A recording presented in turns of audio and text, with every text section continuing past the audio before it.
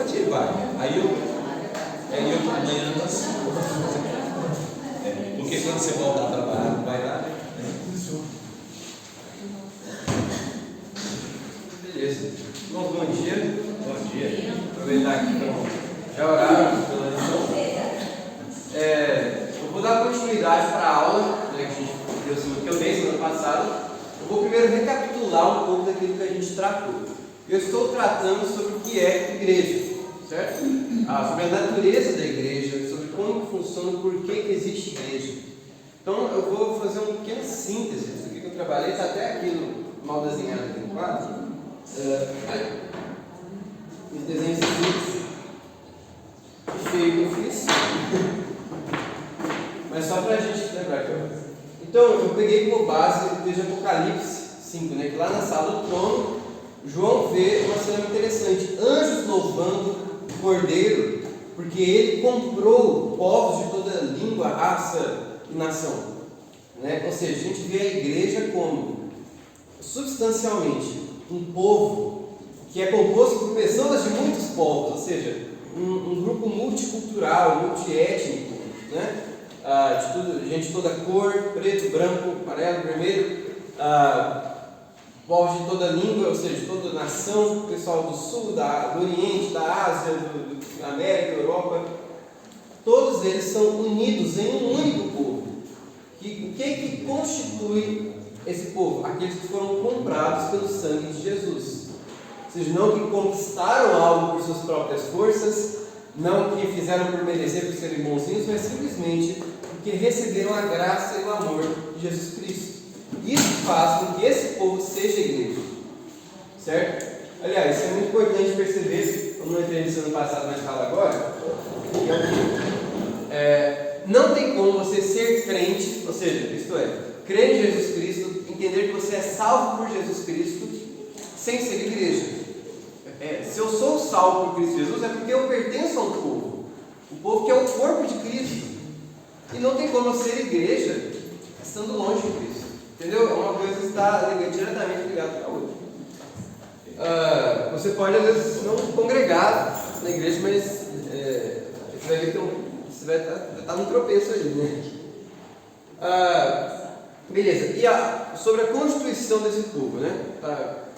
Sobre esses santos, esses remidos por Jesus Cristo. Eles são chamados de santos, né? A Bíblia os chama de santos. Deus os chama, vocês são santos. Às vezes a gente tem até um lugar ou outro na Bíblia que fica meio confuso, coloca chamados para ser santos. Não, nós já somos chamados santos, que é a palavra. Já somos santos. Por quê? Porque a ideia de santo não é de perfeito, ainda que tenha ligação com buscar isso, mas a ideia de ser escolhido para Deus, ser dedicado, né? Ser selecionado ali para Deus. Não é necessariamente separado do mundo, separado do resto de tudo, mas separado para algo ou alguém. Isto é, separado para Deus, né? Nós fomos selecionados ali, ajuntados no meio de muitos para pertencermos a Deus. Então somos santos, certo? Ao mesmo tempo, se eu sou separado para Deus, isso inclui o fato de que agora eu estou num relacionamento com Deus, né? A Bíblia usa várias metáforas, vou usar esse sentido da palavra, para explicar esse relacionamento com Deus. Usa a palavra adoção, né? Paulo usa, ou seja, somos feitos filhos de Deus, ainda que seja algo verdadeiro. Fala metáforas, um modo de explicar uma realidade, tá? Somos feitos filhos de Deus, somos adotados por Deus. Usa a palavra redenção. O que era uma redenção? O cara era escravo e alguém comprava uma alforria para esse escravo. Então fomos libertados de um lugar e agora pertencemos a outra pessoa. Enfim, nós pertencemos a Deus. E se eu ando junto com Deus, eu então, obviamente, vou estar longe daquilo que antes eu vivi e começar uma nova caminhada aqui. Mas perceba, eu não sou parte da igreja, não pertenço a Jesus Cristo porque eu abandonei. Mas eu mudo meu caminho primeiro por causa do que Jesus fez por mim. Entendeu a ordem das coisas? Como é que é importante saber? Porque senão eu viro uma salvação por obras, né? Primeiro veio o Evangelho, depois mudança de vida, depois a lei e tudo mais. Então tá. Ao mesmo tempo, a igreja, a gente vai ver que ela tem um papel muito importante, que é o quê? Anunciar a Deus, anunciar a grandeza de Deus, a virtude daquele que nos chamou das trevas para a sua maravilhosa luz. Eu expliquei que existe uma relação direta com Israel no Antigo Testamento e com a igreja no Novo Testamento. Tem muita gente que faz muita confusão, faz muita loucura, coloca a bandeira de Israel na igreja. Eu até ouvi ontem, né, eu vi uma igreja que fez um culto de honra a Israel. Olha esse pessoal dançando lá com as bandeiras de Israel. Gente, loucura. O Israel, o povo israelita no Antigo Testamento, isso é, o povo de Deus, ele tem uma linha uniforme no Novo Testamento que se dá para a igreja hoje. Porque a gente vai ver na Bíblia que esse povo nunca foi uma genealogia de sangue, mas de fé. Ou seja, sempre foi uma família, um povo daqueles que creram em Deus, e não necessariamente uma coisa étnica. Isso a gente vê até no Antigo Testamento, né? A gente vê Ruth, por exemplo, que era moabita, era um povo pagão, inimigo de Deus, e ela crê em Deus, né? Por causa, entra no meio da família ali, passa a ser povo de Israel. Não por causa do sangue, mas por causa da fé. A fé, Paulo vai dizer, vem antes da circuncisão, não é? Primeiro Abraão creu, depois que teve a questão de circuncisão, depois que teve a questão étnica. Mais importante é a fé. Ou seja, o Israel de Deus, o povo de Deus, é quem crê em Deus, é a igreja hoje, né? Não tem nada a ver com a nação política, Israel lá, durante a guerra, tem que orar por eles. Com os judeus, não. O povo de Deus é um só, tanto no Antigo quanto no Novo. Em outras palavras, a igreja é uma só. Existe a igreja do Antigo Testamento, a igreja do Novo, e é uma só igreja. É de quem crê em Deus. Na promessa dele, né? Perceba. Desculpa. Desculpa não. Obrigado. É fácil fazer uma diferença assim, do Velho Testamento. Eles foram salvos porque criam na promessa da vida. Então, eles foram salvos na esperança da vinda do Messias. E no Novo Testamento foram salvos pela vinda do Messias. Exato. A fé estava em ambos, um pegando de trás para frente e o outro de trás para frente e o outro da frente para trás. Né? Exato. Como é que as promessas de Deus sempre apontavam para Cristo Jesus? A primeira promessa que a gente vê é que Deus faz para serpente, na verdade, né? Mas ali no contexto de Adão e Eva, que ele colocaria inimizade entre a serpente e a descendência da mulher pisaria na cabeça da serpente. Quem é o descendente? Jesus.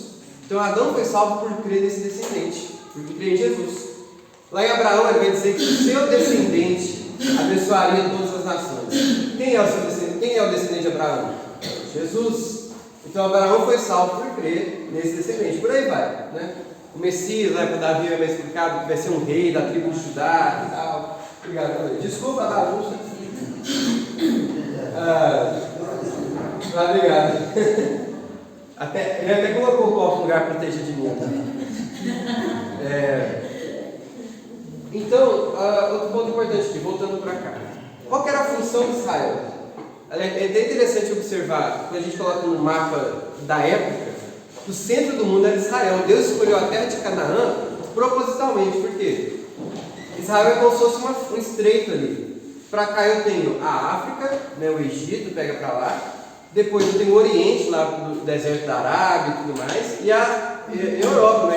Não existia tanto a Europa, mas mais a Turquia, aquele mundo chamado de Ásia, no momento. O que é a ideia? Israel conecta por terra, o único lugar no mundo que conecta por terra esses três espaços maiores de terra, as três porções maiores de terra do mundo da época.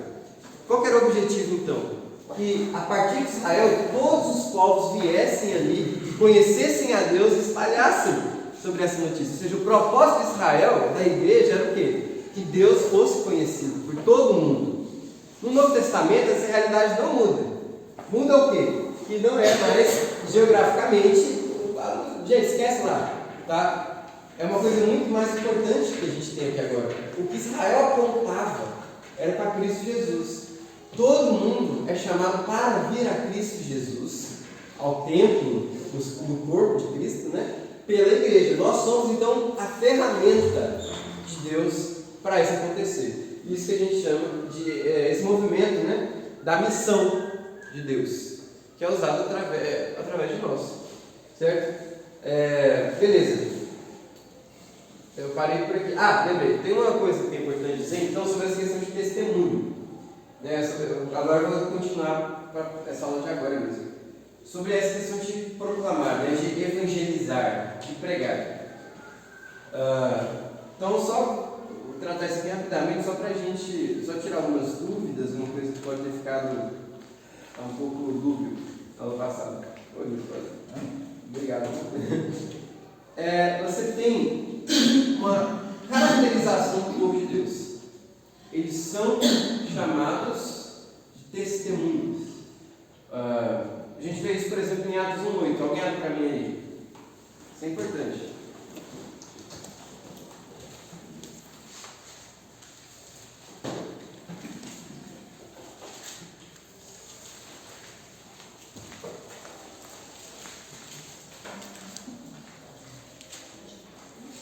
Atos capítulo 1, versículo 8. Mas recebereis poder ao descer sobre vós o Espírito Santo, e sereis minhas testemunhas, tanto em Jerusalém como em toda a Judéia e Samaria, e até os confins da terra. Ok. Qual é o contexto que Jesus está falando isso? O que está acontecendo aqui? Agora não é pergunta retórica, é para vocês responderem mesmo. O que está acontecendo aqui? Ascensão. Isso. Perfeito. Um pouco antes da ascensão de Jesus. Agora é interessante, nós temos dois discursos na Bíblia do mesmo evento. Onde que aparece Jesus falando antes da ascensão na Bíblia? A mensagem dos discípulos. Antes de Jesus subir aos céus, a Bíblia dá duas coisas que Jesus falou. Essa é uma delas. Aonde está a outra? Mateus 28. Mateus 28. É interessante, aparentemente dois discursos que Jesus deu ali. Lucas, o autor de Atos, pegou um, Mateus e Marcos pegaram outra parte do discurso. Que é o quê? Ele fala: toda a autoridade me foi dada, tanto nos céus quanto na terra. Portanto, vão, pregando o evangelho a toda criatura, fazendo discípulos, ensinando todas aquelas coisas que você ensina a guardar, batizando em nome do Pai, do Filho e do Espírito Santo. É real, vocês entenderam? Sabe qual versículo que eu estou falando, né? Ide, portanto. Ou seja, essas duas falas, elas fazem parte do mesmo evento, antes da ascensão de Jesus. Por que eu estou querendo tratar isso? Aqui em Atos, olha que interessante, ele fala assim: vocês receberão o poder do Espírito Santo. Olha só, cara, ele está referindo ao Pentecoste aqui. E o propósito desse poder, o Espírito Santo vai capacitar, é o quê? Deles serem testemunhas. Perceba, o objetivo aqui então, do poder do Espírito Santo, não é para a igreja em si, primeiramente, é para os de fora, é para testemunhar, para ser claro, pela obra do Espírito Santo, o Evangelho vai ser conhecido pela igreja, entenderam? Ele fala, tanto da Judéia, se da região que estava, na Samaria, tanto de Jerusalém como da Judéia, a Samaria até os confins da terra. Ele faz uma expansão aqui. E a gente vê a palavra testemunha, tanto no Antigo quanto no Novo Testamento, como sentido que é o sentido judicial. O que é ser testemunha? Que a gente tem até hoje. Se eu vou num júri, são chamadas testemunhas. O que a testemunha faz? Falar o que viu. Ele fala o que viu. A ideia de confirmação, de atestar. O testemunho está lá porque ele viu algo, ele presenciou algo e ele vai declarar o que presenciou, certo? Então nós vamos ver, Atos repete muito essa ideia de testemunho. Atos 5:33.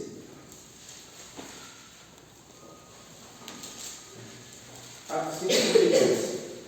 Opa, errei o texto. É 4:33.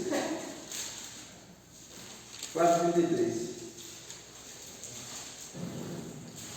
Diz assim: com grande poder, poder de novo aparecendo, os apóstolos davam testemunho da ressurreição do Senhor Jesus, e em todos eles havia abundante graça. Ou seja, olha para o poder, aparentemente, de novo aparecendo em relação ao testemunho, a pregação mesmo, ao anúncio do quê? Do que aconteceu? Ele dava o testemunho da ressurreição de Jesus. Um pilar do Evangelho aqui, essencial. Jesus fazia ele conhecido pelo anúncio deles. Ou seja, o testemunho está diretamente ligado, dar testemunho está ligado à ideia de pregação. Atos 10, 42. Agora eu vou errar muito. Atos 10, 42. E nos mandou pregar ao povo e testificar que é ele quem foi constituído por Deus, juiz dos mortos. Beleza. Mandou pregar e realmente testemunhar ao povo. De quem que ele está falando aqui? Jesus. Ele foi constituído por Deus, juiz de vivos e de mortos.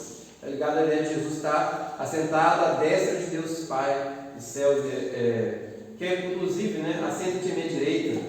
O Salmo 110, 1 é o versículo mais referenciado no Novo Testamento. Ou seja, está falando do quê? Da qualidade de Jesus com aquele que vive e reina, e julga. Ele vai julgar os vivos e mortos. Tem outros vários versículos que eu posso tratar aqui. Aliás, testemunha às vezes é usado no sentido judicial mesmo, de lei. Por exemplo, qual é o que o mandamento fala? Não dirás falso testemunho. Ou seja, se você vê algo e falar uma coisa contrária, você está dando falso testemunho. Mentira, você está diretamente ligado com verbalização.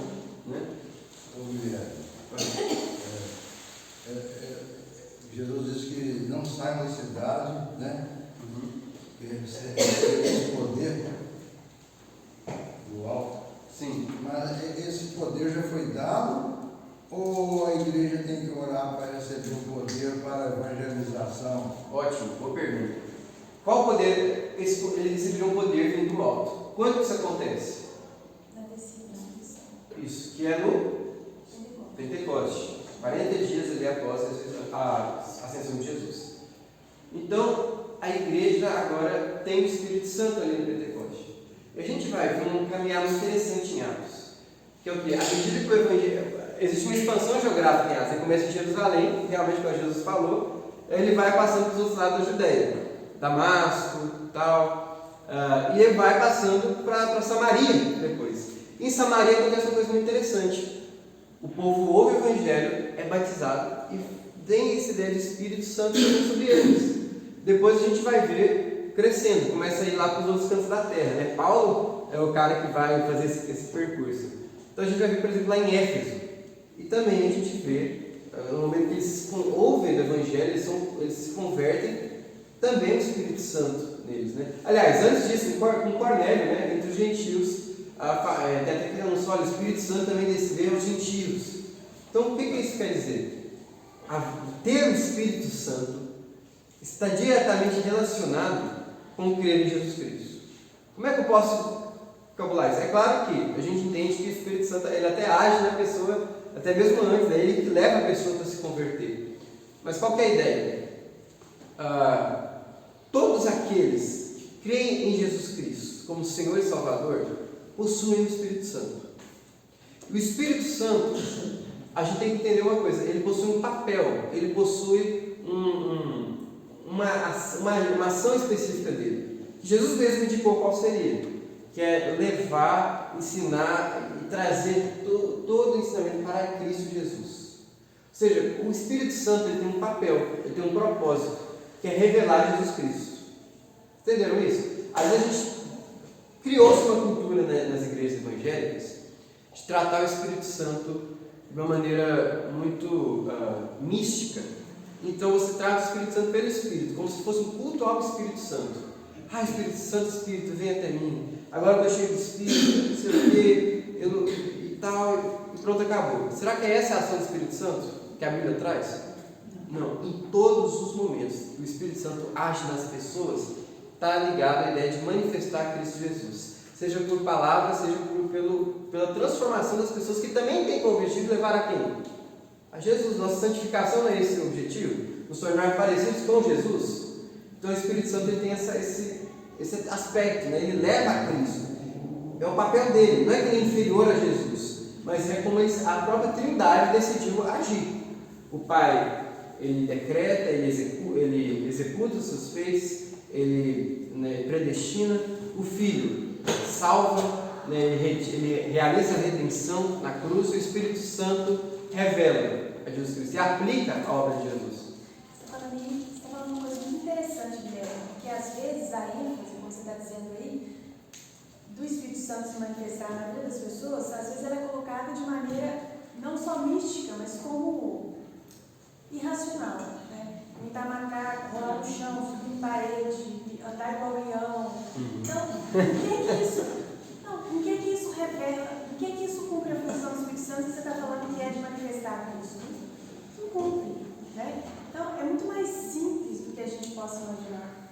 E às vezes a gente fica querendo colocar um misticismo grande nisso, sendo que é simples demais. Só que parece que a gente tem que andar em obediência, a gente tem que buscar, a gente tem que saber da Bíblia, a gente tem que estar com a Bíblia em dia com Deus, né? Então é muito mais, às vezes é mais simples do que a gente imagina, né? E a gente fica buscando uma questão. As pessoas não conhecem a palavra, né? Exatamente. E Jesus falou claramente que o Espírito Santo ele não tem uma obra dele, né? Então ele não virá para falar de si mesmo, Jesus falou. Mas ele dará testemunho do que vocês têm visto e ouvido. Então a obra do Espírito Santo não é uma obra nova, é só fazer lembrar daquilo que Jesus já havia ensinado e aquilo que Jesus havia feito. É a obra da salvação. Da salvação. Falar do papel de Cristo. Tudo. Cristo é o que o Guilherme falou.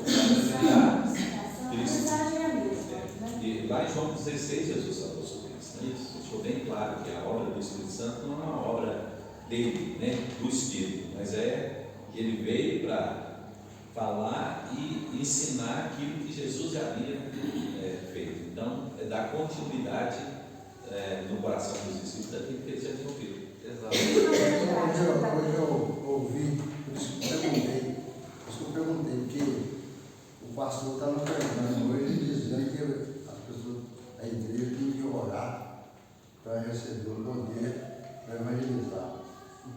Então eu fiquei curioso, né? Eu tenho vontade de ouvir um esclarecimento sobre isso, porque se a igreja tem que orar para receber o Espírito Santo, ou ele já foi dado para essa finalidade?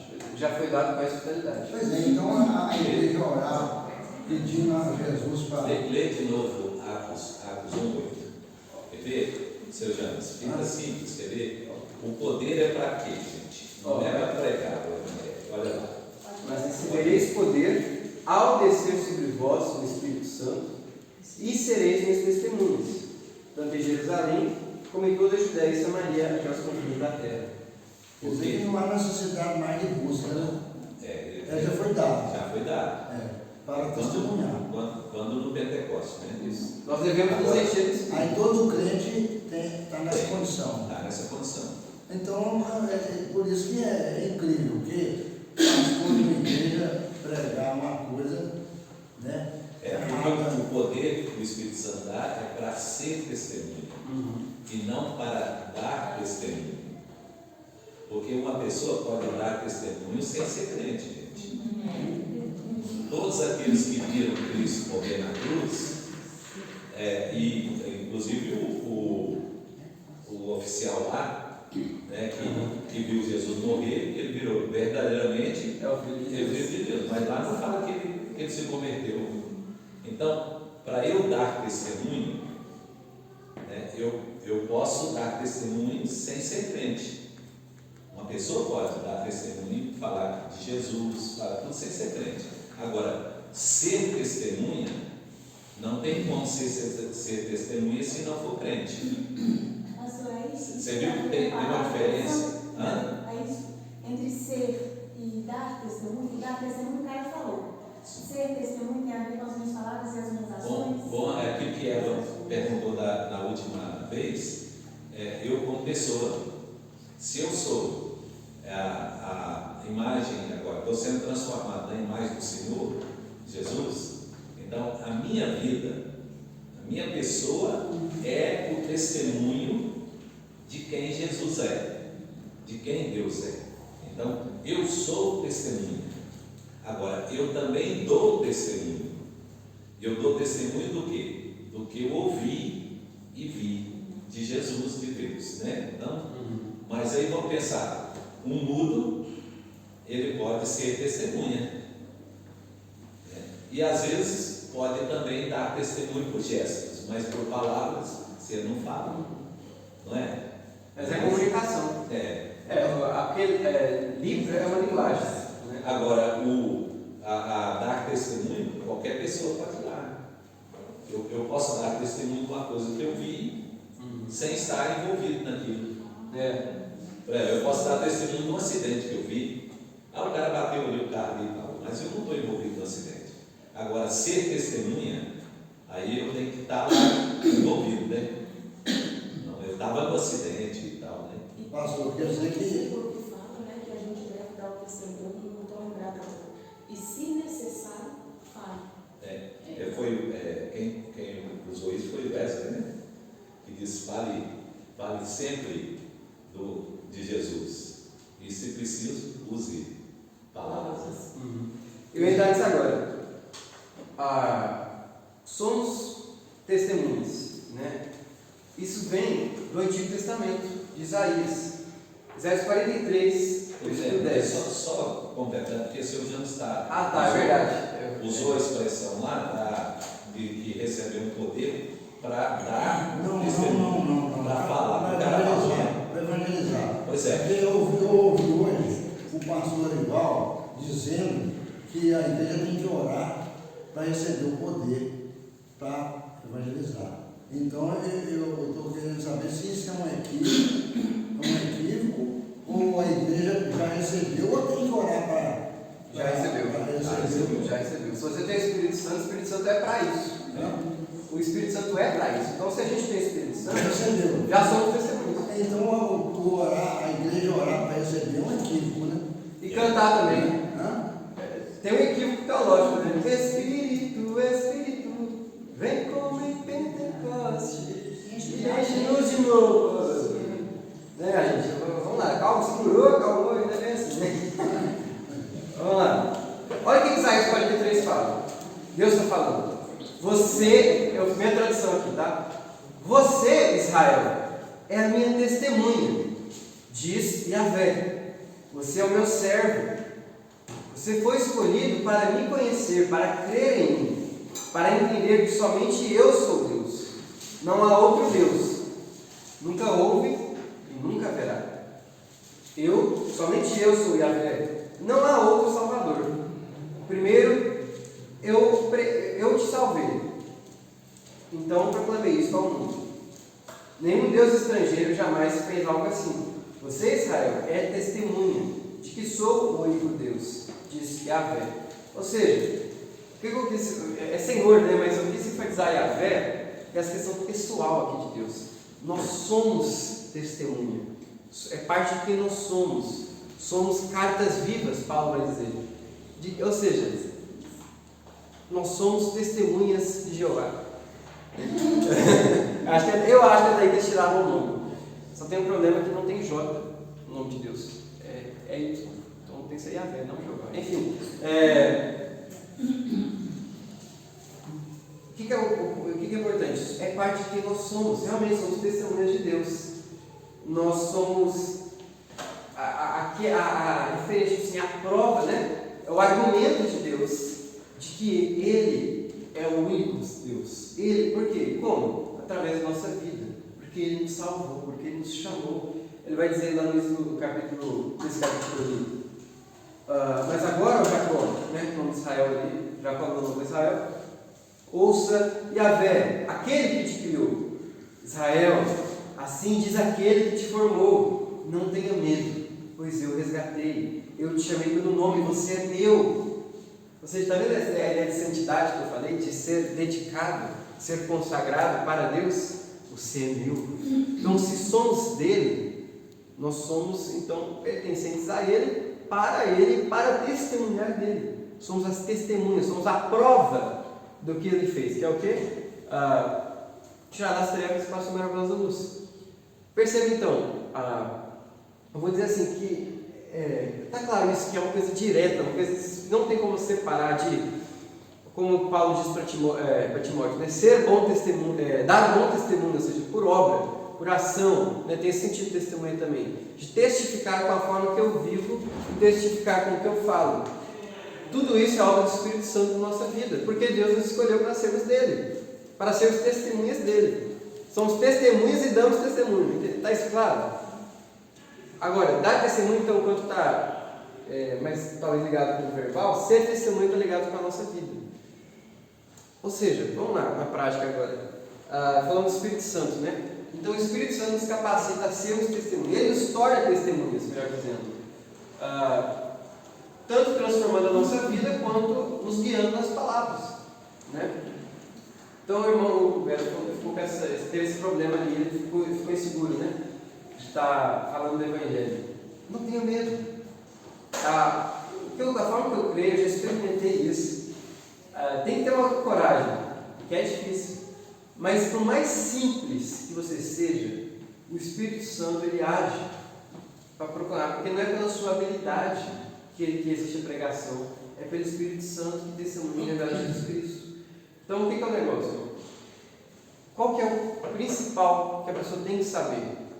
E a gente pode decorar, pode saber falar. Olha, só eu primeiro falar a minha base aqui, que eu estou falando isso. Fiel essa palavra digna de toda citação. Que Jesus Cristo morreu por nós, sendo pecadores, sendo eu pior, Paulo vai dizer. Minha irmã, olha, Jesus morreu pelos pecadores. Isso é evangelho? Isso é parte do Evangelho? Sim. Aí fala, você tem que saber. Fala assim, ó, irmã, filha, sobrinha, você tem que saber, ó, Jesus morreu pelos pecadores. Nós conseguimos falar essas 3 palavras? 4. Jesus morreu pelos pecadores? Sim ou não? Sim. Parece simples, mas está carregado de um sentido imenso. Porque ele fala sobre a realidade da pessoa a quem foi destinado o amor de Deus, pecadores, não os melhores, pecadores, pessoas com problema, pessoas com dificuldade, pessoas com problema de caráter, problema relacional, mas é para essas pessoas que Jesus veio. Jesus morreu por nós, pecadores. Crê em Jesus Cristo, faz esse chamado, tem que crer em Jesus. A gente consegue fazer isso? Consegue. Não porque nós somos bons, não por obra, por mérito nosso, mas por causa do Espírito Santo nos capacita para isso. Tem que ter coragem. É difícil, à primeira vista, mas a gente vai pegando jeito, a gente percebe que chega. Às vezes a gente começa a falar coisas que a gente nem sabe o que está falando exatamente, porque Deus vai conduzindo as nossas palavras. Não falando no sentido irracional, mas começa a organizar o raciocínio e vai fluindo, cara. Agora, para isso é necessário que esteja em dia com a Escritura, em dia com a palavra. Né? Para eu saber o que falar. Ao mesmo tempo, olha, vamos supor que eu chego no trabalho, em algum momento eu ouso falar do Evangelho. Gente, olha, eu creio nisso aqui, eu creio que Jesus ele morreu por nossos pecados, que ele ressuscitou, que a gente tem que seguir a ele. Simples, né? Mas se você é um cara que é evidentemente corrupto, ou até em secreto, mas alguém sabe ali, esse cara aí não é corrupto não. Você quer saber o que seu testemunho vai valer? De nada. Olha lá o crente, mudando de vida, sei. Que luz é essa que Deus tirou? Pois é, porque aí está dando testemunho, não sendo testemunho. Exato. Para falar até o Lula consegue. Agora para viver o que você fala, aí é pelo Espírito Santo. E aí é questão de ser cheio do Espírito Santo. Não é que ele tem que vir de novo, mas que a gente tem que realmente não deixar ele se esfriar, né? A gente tem que ser assim. E como é que eu faço isso? Buscando a Deus, pela palavra, pela oração, pelo culto, pela comunhão, pelo sacramento, gente. Importante demais, a Santa Ceia nos fortalece na fé. Tudo isso tem a função de ser cheio do Espírito Santo, e o Espírito Santo nos leva a ser como Cristo. Se você é um cara que trata mal a sua esposa, gente, é engraçado, né? Nada fica no escuro. De alguma forma as pessoas ficam sabendo. Escuta aqui, seu testemunho não vale, né? O pessoal faz mal testemunho para você e para a igreja. Você é um cara grosso, um cara rude com sua esposa. Falar que é crente para isso aí, ó. Gente, não funciona. O Espírito Santo leva a ser testemunha, tanto, não é só para os outros, para fazer uma aparência visível lá exterior, enquanto no meu íntimo não mudou nada, o Evangelho não muda nada na minha vida. Não. Somos testemunhas desde dentro de casa. Aliás, como é que você acha que a sua esposa vai te achar crente se você não trata ela bem? Ou o marido também. Se você é uma pessoa, não é uma esposa, você é uma pessoa difícil para o seu marido, você só dá trabalho para ele, você é uma pessoa que é difícil para ele, como é que você acha que ele vai te enxergar como cristã? O primeiro começa nas nossas casas, gente, a pregação do Evangelho. Para os nossos filhos. Se você é um pai, se você é um pai ruim, tá? Existe essa possibilidade. Se você trata seu filho com ira, uma coisa que a Bíblia proíbe, se você é agressivo, se você não ouve seu filho, como é que você acha que você quer que ele se espelhe em você para seguir a Cristo Jesus? Como é que você está ensinando ele no caminho que deve andar? Testemunho é uma coisa que acompanha a gente na nossa vida inteira, desde dentro de casa, desde o íntimo, até o mundo afora, o seu trabalho, a cidade, os confins da terra. Entenderam essa relação? Por quê? Porque somos chamados para ser santos, somos santos, somos feitos, escolhidos para pertencer a Deus. Irmã, pode falar. Ô irmão, não só esposa, é todo mundo.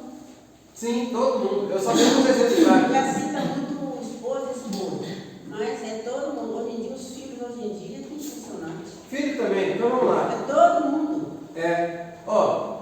Ser nova criatura. Tentar ser, né? Exato. Eu só dei esse exemplo da relação, mas. Não é fácil, não. Não é fácil mesmo, não. Verdade pode ser, é impossível. É possível, Deus nos dando a graça, né? Exato. O que é impossível para o homem é possível para quem? Para Deus, transformação do coração humano. Não é o que ele falou lá, Jesus fala sobre o jovem rico? Ele fala, você quer então seguir a mim? Então vende suas coisas aí. Ele deu um desafio para o jovem rico. E o jovem rico deixou quieto. Por quê? Porque por nossa própria força a gente nunca é capaz de seguir a Cristo. Só pela graça de Deus. Né? Ou seja, pela nossa própria força a gente nunca vai ser perfeito. Aliás, a gente é pecador. Só pela transformação daquilo que Deus faz em nós e através de nós. Certo? Tá, obrigado. Quase 10 horas. Tudo bem. Gente, alguma dúvida? Um comentário? Vamos trabalhar isso aqui então. Essa questão de que Deus nos chama para sermos luz. Isso é vivermos, né, de maneira de acordo com Deus e também, ou seja, não dá para excluir um detrimento do outro, comunicar essa verdade. Né? Dar testemunho. Alguém tem alguma dúvida em relação a isso? Está claro para todo mundo? Parece que esse negócio de, igual a senhora disse aqui, né, exige demais. Porque a pessoa, para executar, tem que saber. Diz que a Bíblia relata que é a vontade de Deus, né?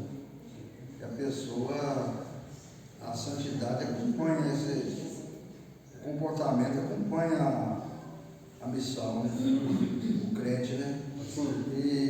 Porque muita gente, às vezes, quer fazer algo, mas da vontade dele, né? Tem que ter sabedoria para entender isso, né? Fazer aquilo que é da vontade de Deus, não vai dar errado, né? Pois é, olha, umas coisas que eu acho interessante pontuar aqui. Veja bem, é um fardo, é uma coisa difícil. Vou ser sincero, cara. A Santo Agostinho tem até uma frase interessante. Ele diz, nas confissões dele, ele está orando para Deus, são orações que ele diz. Ele fala assim: duro é te seguir, duro, mas é impossível te deixar. Né? Ou seja, você tem uma balança ali que está eternamente, então, olha, é muito duro, é uma coisa. O Senhor pede muito de mim, mas como é que eu posso te deixar? Agora, tem uma coisa que é importante a gente ter a noção: carregar uma cruz é uma coisa fácil? Não é. Cara, Jesus pregava as coisas e o pessoal vazava do que ele falava. Eles falavam assim: olha, duras são essas palavras, é uma coisa dura isso aí de mastigar. Mas o Pedro ele falou: olha, mas para onde eu irei? Só tu tens as palavras de vida eterna. Ao mesmo tempo, ou seja, seguir o cristianismo é uma coisa dura, porque é uma coisa que não é só para vir na igreja. Olha, escuta aqui, se você acha que o cristianismo é só sobre vir na igreja, bater um ponto, glória a Deus, dei meu dízimo e foi embora, você não entendeu o Evangelho. O Ele é uma coisa para a vida. Deus nos chamou para viver para Ele, não para ir para a igreja com Ele. Claro que a igreja faz parte disso, né? Mas perceba, nos chamou para viver. Agora, é uma coisa dura? Mas a gente tem que ter sempre a lembrança de que não é uma coisa que parte e que é sustentada pela nossa própria força. Se fosse, não adianta, a gente podia ir embora, que não ia adiantar a gente estar aqui, a gente sabe que não vai dar. Mas é pelo Espírito Santo que age em nós. Aquele que começou uma obra em vós, há de quê? Há de completar a tua vida. Então, gente, ou seja, Filipenses, né, Paulo vai dizer que é de Deus tanto querer quanto realizar. Ou seja, o fazer, a obra, a boa obra, a santificação, essa transformação da nossa vida, ela vem de quem? De Deus. É Deus que executa em nós e através de nós. Então não é fácil, mas é real. A gente tem que ter a esperança de que, porque eu vou caminhar até o fim, não por minha própria obra, mas pelo que Deus faz em mim. Entendeu? A esperança aqui da parada não é porque eu sou bom, mas porque Deus é bom e eu estou com Ele, eu pertenço a Ele, Ele já está me agarrado. É impossível deixar. É duro? Mas Ele vai estar me apertando aqui. É Deus que nos aperta, que nos faz mudar, que nos corrige, que nos molda como um vaso. Agora, uma outra coisa que eu queria apontar aqui olha como é que é interessante, né? Como é que eu acho que a igreja perdeu muito esse aspecto. Depois que a gente vê essa igreja aqui de Atos, olha, lá no final de Atos tem uma afirmação interessante dos judeus que perseguem Paulo. Esses que têm transtornado o mundo, chegaram até aqui, transtornado o mundo, que estão virando o mundo de cabeça para baixo. A igreja perdeu muito esse foco. A gente vai ver que essa igreja, né, lá em Roma, por exemplo, ela foi crescendo e ela, por exemplo, ela foi responsável por criar uma coisa chamada orfanato. Não tinha, cara, o órfão era abandonado. Para criar casas de acolhimento a viúvas e a idosos que não tinham como se manter. Cara, se a pessoa não tinha família para sustentar, acabou a vida dela. Ela era indigente e ia morrer. O cristianismo criou essas coisas. A igreja, por quê? Porque a igreja viu, eu sou luz do mundo, eu vou mostrar que existe amor, que existe misericórdia. A própria Bíblia liga muito a ideia de dar testemunho, como a gente viu em Atos 4, com o fato de que eles repartiam aquilo que tinham para dar para quem não tinha. Ou seja, a igreja perdeu muito esse caráter de ação no mundo. Entendeu? Não quero misturar as coisas. O evangelho é falar de Jesus Cristo, que ele morreu pelos nossos pecados e ressuscitou. É isso, acabou. Não existe outro evangelho além disso. Mas a gente perdeu a prática do evangelho. Claro, o evangelho é uma mensagem, mas daquilo que o evangelho nos leva a fazer, né? Ser luz no mundo. A igreja virou uma coisa tipo assim, eu vivo de qualquer jeito, eu vivo por mim, esquece os outros que estão lá fora, eu vou só vir para a igreja, ser crente aqui dentro e ir embora e esquecer que eu sou crente. Virou uma divisão, né? Existe o sagrado, que envolve a igreja, e o profano, que é o que está fora da igreja, secular, né? Mas o crente não tem essa divisão não, gente. A gente tem que viver no sagrado em todos os momentos da vida, né? Eu estou com uma dor na perna que eu estou sentindo. Mas, tá claro isso, gente? Beleza. Tá bom. Então, a ideia é comunhão e testemunho. Exato. Comunhão e missão da igreja. Comunhão para dentro. Missão para fora. Pastor Jeremias fala muito isso, né? Legal. Para dentro, para fora, né? Então, para dentro, comunhão, aí vem ensino, né? Disciplina, né? Então, oração, tudo é para dentro, né? E para fora, testemunho, né? Evangelismo. Aliás, nossa, eu pensei nisso, eu tinha escrever minhas músicas aqui. Todo final do nosso encontro, nossos cursos, nossas reuniões dominicais, o pastor faz um negócio. Que é o quê? Bênçãos. Legal. Aí a gente vai lá, vai no automático. Eu faço assim, não sei se vocês têm costume de fazer. Recebendo, né? Está entregando, está recebendo. Mas a gente, por que é a bênção? Qual é o objetivo da bênção? Vocês já pararam para pensar nisso? A gente faz automático igual ritual? Pode não, hein, gente? Senão a gente fica igual católico. A reforma protestante não foi para isso? Gente, olha aqui. Nós chegamos no culto. Nós nos contristamos para Deus, reconhecemos, recebemos o perdão ali de Deus e louvamos a Deus, alimentando a nossa comunhão com Deus, recebemos a palavra de Deus. Palavra. Aquilo que Deus quer para a nossa vida, o porquê e o que Ele quer para a nossa vida. Recebemos uma orientação, certo? Nós não ouvimos aqui sobre a palavra não tem esse objetivo de nos ensinar sobre aquele caminho que a gente deve andar. Então, lâmpada para os meus pés, né? A tua palavra. Então eu recebo a bênção para que essa palavra que agora eu ouvi, o Espírito Santo aplique isso no meu coração. E é um chamado, um mandato para agora, vocês estão aqui dentro, ouvir a palavra, vão embora. Ó, vai embora, porque agora a gente vai para o mundo, a gente vai para a cidade, a gente vai para a nossa vida cotidiana, para aí a gente vai aplicar aquilo que a gente desfrutou no culto. A bênção é um chamado de envio. É o quê? Eu ouvi isso aqui, essa palavra, então que agora que Deus abençoe para eu viver o que eu ouvi agora. Então, se o pastor prega ali sobre comunhão, se ele prega sobre o fruto do Espírito, se ele prega sobre mansidão, então eu recebo a bênção, eu dou essa concessão, que eu recebo essa bênção para que agora eu viva essa comunhão, para que agora eu viva esse fruto do Espírito, para que agora eu viva essa mansidão. Por exemplo, preguei ali em Jonas, já tem um tempo aí, falei sobre arrependimento. Então que agora eu vivo uma vida sobre arrependimento, que agora eu vivo uma vida de perdão, de misericórdia contra o meu inimigo. Entendeu por que a gente recebe essa bênção? Para que aquilo que foi feito, foi dramatizado no culto, agora seja para a minha vida. Nós somos enviados. Vai embora, sai da igreja. Ou seja, isso é questão não é só para dentro da igreja não, gente. Ó, vai para a cidade, vai para o seu trabalho, vai para a sua família e viva o que foi desfrutado aqui.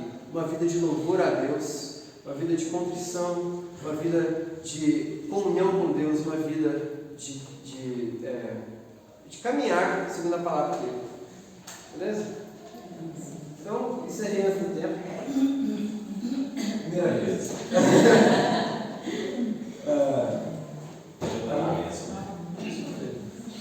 Você citou o versículo lá de Mateus 28, e aí é bem presbiteriano o Mateus 28, né? Ele diz assim: ide por todo mundo, fazei discípulos de todas as nações. Então é a missão, não é? Ensinando a guardar todas as coisas que você tem ordenado. Então é a vida na igreja, ele ensina. E a terceira coisa: e eis que estou convosco todos os dias, até quando a consumação da série, a comunhão. Então, ganha lá fora, traz aqui, ensina e vive em comunhão. Bem, uma bênção. É presteriano, né? 3 pontos. Lembra a gente receber a bênção? Então, obrigado, privilégio. Eu que agradeço. Muito bom. Nosso próximo. Vamos receber a bênção.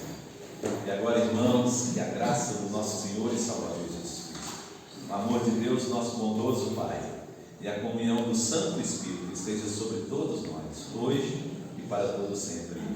Amém. Irmãos, hoje à noite nós temos culto, né? E no próximo domingo é ceia, viu, gente? De manhã e à noite.